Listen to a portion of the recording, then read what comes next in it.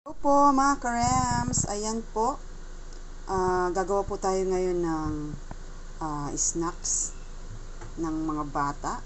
Ayan, may nakaredy na po akong 3 eggs. Nilagay ko na po dyan kasi ako lang po yung nagbibideo. Wala rin po akong stand. Ayan, ibatahin ko muna po ito, batihin po natin.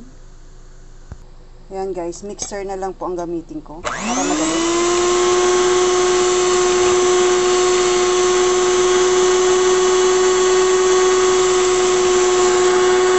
Bali guys, yung saba po natin ay niluto ko na po yan. Lagyan ko ng sugar. Ayan.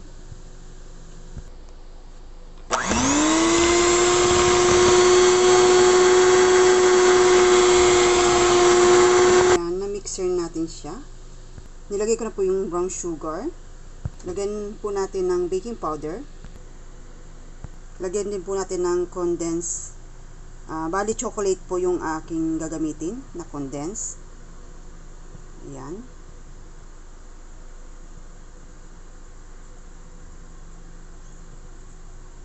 Ang ating flour, ayan, mga 2 cups ang gagamitin ko po. Ayan, bali i-mixer natin guys. Ganyanin ko muna guys kasi lilipad yung flour. Ayan, tansyahin nyo lang guys pag gumagawa nito, tansyahin nyo lang po yung tamis.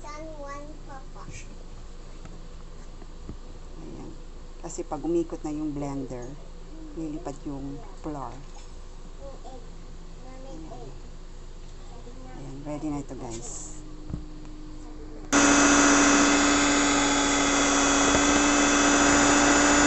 Ayan guys, lagyan na po natin ng butter, tinunaw na butter. Ayan. Mix ulit po natin. Yan po, ready na po siyang ilagay sa yanera. Ayan. Ayan po, dyan ko po isasalin yung ating na mixture. Ayan, meron na po siyang oil para hindi siya dumikit. Yan guys, bali dalawa ang aking nagawa. Ayan, tapos lalagyan pa natin guys ng Goya chocolate. Ayan guys. Yan guys, ituin natin to guys. Bali, gagawin ko lang guys, steam bake lang siya. Steam, kasi wala naman akong oven. Ito na guys yung ating chocolate banana cake. Ayan, luto na siya. Aray. Ayan. Ayan, wala na yung tubig. Steam lang siya guys kasi wala naman po akong oven. Saka na pag may pera na.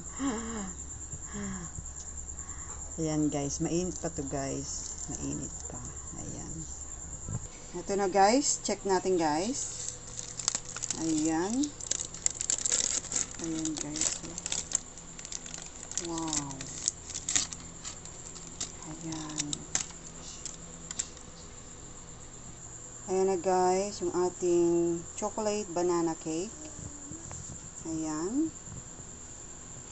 Ayan guys, oh, sarap. Ayan. Ayan guys, next tayo guys.